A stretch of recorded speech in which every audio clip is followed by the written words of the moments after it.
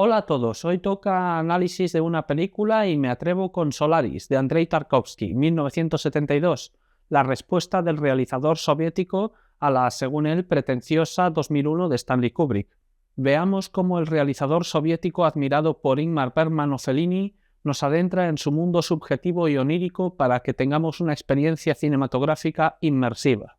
Por si alguno anda un poco despistado, nos hallamos en los años 60 y 70, y el lugar es... ¡Infinito y más allá! No, Bus. En realidad es la Unión Soviética. Me he despertado del hipersueño en un planeta extraño. Tarkovsky, decepcionado con la forma de las películas occidentales de ciencia ficción de recrearse en la exhibición de la tecnología, se propuso hacer una obra de ese mismo género, de un corte más ensayístico y con un aire más desangelado. El mundo había sido sacudido en 1968 por El encanto de 2001 de Stanley Kubrick, película denostada por Tarkovsky como pretenciosa, tras lo cual hizo lo que hace todo director cuando se enfada para vengarse del mundo, su propia película.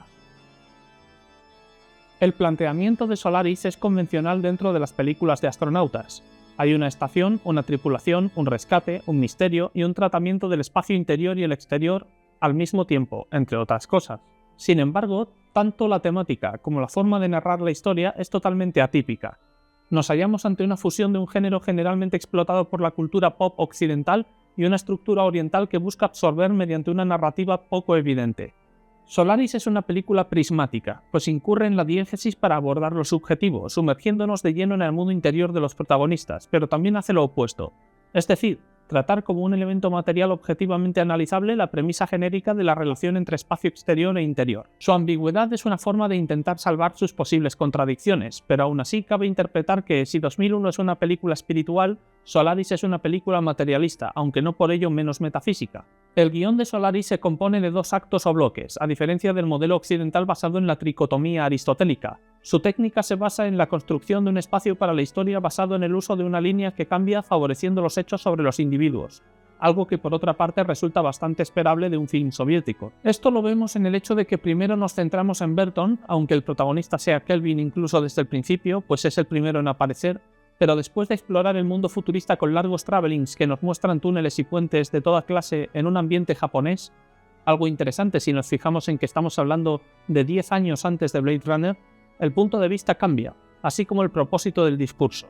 No hay una gramática del conflicto de un héroe, y si la hay, al final resulta completamente estática. La trama es más sencilla de lo que puede averiguarse a simple vista por la ampulosa y casi divagante forma de construir la enunciación. En el futuro, la exploración espacial ha llevado al descubrimiento de un planeta lejano potencialmente habitado llamado Solaris. Berton, uno de los primeros astronautas en dirigirse allá en una misión de rescate, encontró fenómenos anómalos que apuntaban a la existencia de vida en ese planeta, desacreditado por los demás investigadores, que apuntan a la falta de evidencia y la inverosimilitud de su discurso, así como al perturbado estado mental del explorador como la verdadera causa de lo que no sería sino una alucinación. Berton es defendido por una opinión minoritaria que apunta a la posibilidad de que se esté a punto de un hallazgo definitivo al que no debería ponerse cortapisas basadas en prejuicios parsimoniosos. El protagonista, Chris Kelvin, se dirige al planeta con la intención de poner fin a la ruinosa misión espacial que ya se ha costeado demasiado capital humano e industrial de un modo u otro, o rescatando de la locura como psicólogo a la poca tripulación que queda de la última misión Solaris,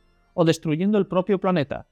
Pero una vez en la estación, Kelvin descubre que su amigo Givarian se ha suicidado ante lo que parece ser una especie de episodio alucinatorio provocado por el océano de Solaris, que por lo visto tiene inteligencia propia. Los otros dos supervivientes de la locura, Snout y Sartorius, evasivos, le avisan de que en Solaris se pueden ver cosas que no deberían estar ahí. Kelvin sufre entonces la incómoda visita de su mujer muerta del pasado, Harry, de quien intenta deshacerse sin éxito. Pero este fenómeno no es meramente psicológico, también es físico. De algún modo, el agua de Solaris es capaz de extraer del inconsciente de las personas a sus seres queridos, apodados visitantes, y, literalmente, materializarlos.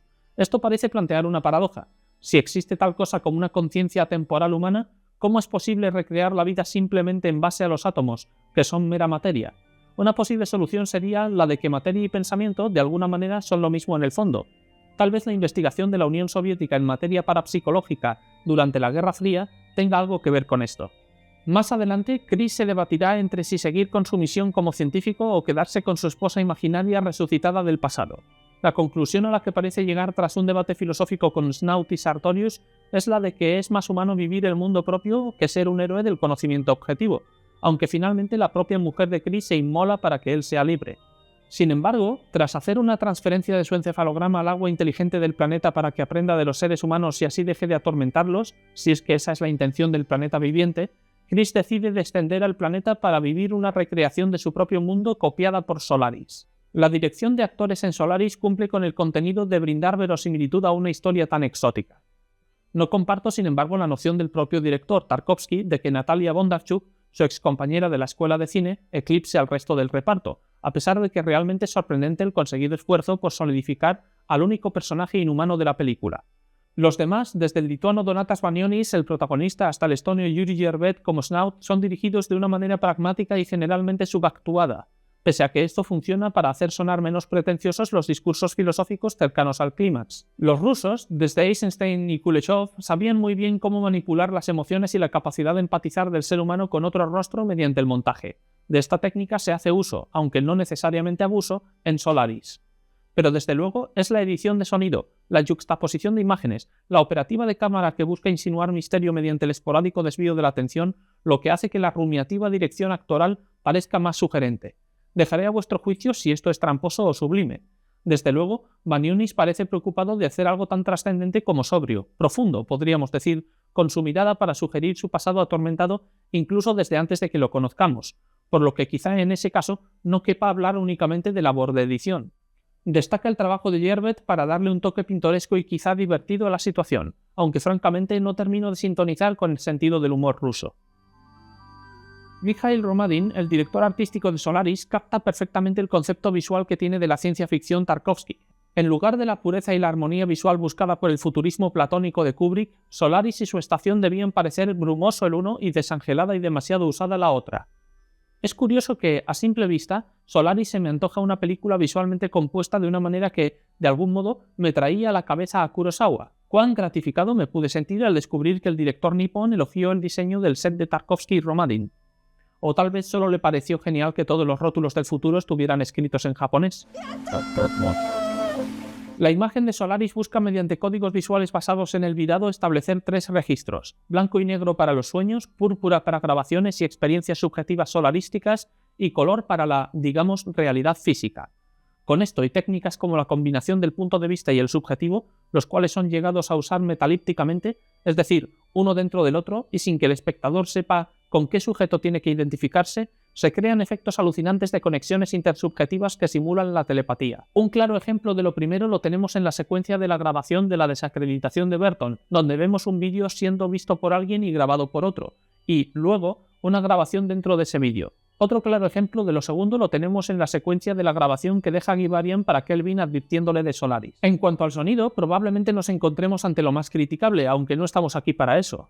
Pero al menos a mí no me termina de convencer que una película sea generalmente sorda, esporádicamente atmosférica y musicalmente basada en Bach de manera prácticamente constante. Aún así, todo sea dicho, lo cierto es que resulta innovador, de nuevo, el uso de códigos, en este caso sonoros, para establecer un discurso cinematográfico. Uno es el empleo de música clásica para la Tierra, probablemente en alusión a la asociación soviética del sentimentalismo con el pasado en contra del frío progreso del futuro. De hecho, Solaris, el planeta, está musicalizado con música electrónica. La zona ambigua es Hari, la esposa fantasma hecha de neutrinos, donde el compositor Eduard Artemiev combina la interpretación de Bach realizada por Leonid Roisman y su propia composición electrónica.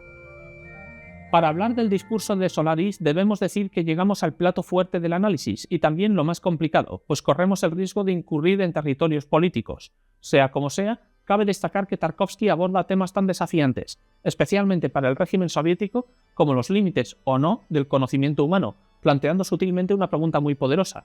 ¿Qué es más fantasioso? ¿Buscar la verdad, algo que puede ser una ilusión idealista, o conformarse con la condición humana, algo que por otra parte tampoco es objetivo? Solaris, como se podrá averiguar, es un film de aspiraciones sesudas. Pero concretando más, podemos afirmar que Tarkovsky incurre en estas cuestiones de una manera que podría estar superando, de nuevo lo dejo a criterio de cada uno, las pretensiones grandilocuentes mediante un enfoque aparentemente contradictorio, ir al grano a través de los diálogos. Por otra parte, encaja bastante con la fría impronta rusa, supongo. Imaginemos, por ejemplo, que intentásemos establecer una fábula. ¿Cómo definir Solaris? ¿Es una película sobre un rescate? ¿Sobre un hombre que huye de su pasado para finalmente enfrentarse a él? ¿O qué? Este tipo de singularidades es lo que hace fascinante, más allá de si nos convence o no, el cine de Tarkovsky. De alguna manera se les apañó para trascender la colectivista noción soviética del ser humano desde dentro, mediante una demostración de que el cine puede ser un producto completamente personal. ¿Era por esto por lo que el filosófico Bergman admiraba a Tarkovsky?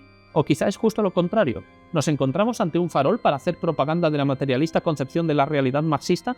En ese último caso, quizá Dick no estaba tan paranoico, al fin y al cabo. El montaje de Solaris emplea técnicas asociativas construyendo un estilo a caballo entre el montaje ideológico y el armónico. Armónico para perturbar los sentimientos humanos e ideológico para tratar diegéticamente la conexión entre psique y cognición. Los límites del conocimiento se hallan, parece ser que quisiera exponer Tarkovsky, en la propia subjetividad humana. En este sentido, el marxismo parece ser reinterpretado. Recordemos que desde dentro de la propia Unión Soviética, desde un punto de vista psicoanalítico freudiano, los cortes buscan conectar movimientos diagonales y miradas entre campo y contracampo para producir mediante la magia del montaje la sensación de conexión entre conciencias, así como de conexión de la conciencia con la materia y viceversa. Solaris es un planeta, pero es puramente, y la niebla y los cambios de luz sirven para establecer conexiones entre planos y secuencias para rodear la película de una atmósfera magnética, nunca mejor dicho. Por otro lado, en Solaris el montaje busca ser neutral para que convenza al partido y al público occidental a partes iguales. A pesar de ello, sobre el montaje precisamente quiso pronunciarse el Comité de Estado de Cinematografía de la Unión Soviética para reducir su subjetivismo, que es irónicamente lo único en torno a lo cual gira la película, a cero. Las alusiones a Dios y demás conceptos no aprobados por el comunismo buscaban ser eliminadas. Sin embargo, de algún modo, Tarkovsky se les apañó para convencerles. O tal vez... Eso es lo que queríamos que ustedes pensaran.